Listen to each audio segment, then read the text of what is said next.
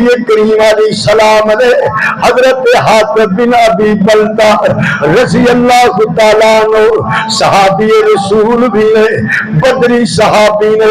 مصر دے بادشاہ دے دربار دے اندر انہاں نوں پیغام دے کے بھیجیا ہے جاؤ تے دعوت دے کے آؤ کہ اگر تو کامیابی چاہتا ہے سلامتی چاہتا ہے کلمہ پڑھ کامیاب ہو جائے گا۔ حضرت حاتب بن ابی بلتہ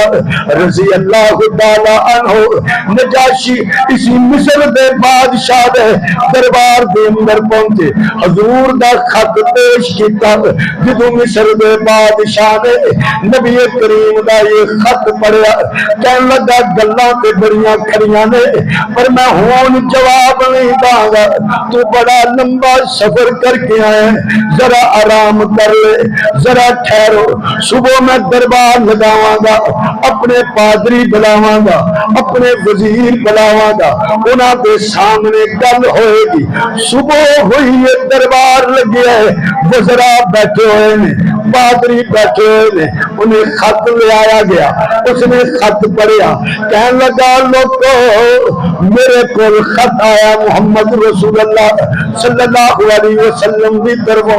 دعوت آئیے میں کلمہ پڑھ لوا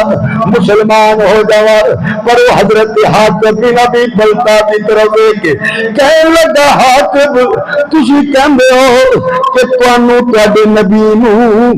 مکے والیاں نے مکے وچوں نکال دیتا تواڈے نبی مدینے چلے گئے۔ حضرت حاتب فرمان لگے ہاں میرے نبی کریم نوں مکے والیاں نے نکالیا مدینے ٹر گئے تے مصر دا بادشاہ کہن لگا میں اس چیز نوں سوچدا پیا جدوں تواڈے نبی نوں مکے والیاں نکالیا باہر کیتا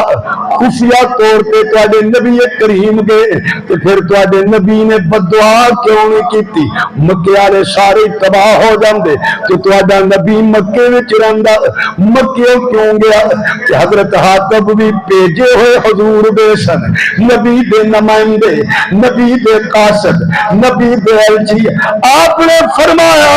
اے مصر دے بادشاہ تواڈا عقیدہ ہے کہ حضرت عیسیٰ علیہ السلام نوں سولی دتی گئی ہے۔ مصر دا بادشاہ کہنے لگا ساڈا عقیدہ ہے کہ عیسیٰ علیہ السلام نوں سولی دتی گئی ہے۔ آپ نے فرمایا جدوں عیسیٰ علیہ السلام نوں سولی تے لٹکایا گیا انہاں بدعا کیوں نہیں کیتی سارے مر جاندے بچ جاندے۔ جدوں مصر دے بادشاہ نے سنیا کہنے لگا سمجھ آ گئی تو بھی عقل مند ہے کہ جنہیں بھیجا ہے وہ بھی بڑی عقل والا ہے۔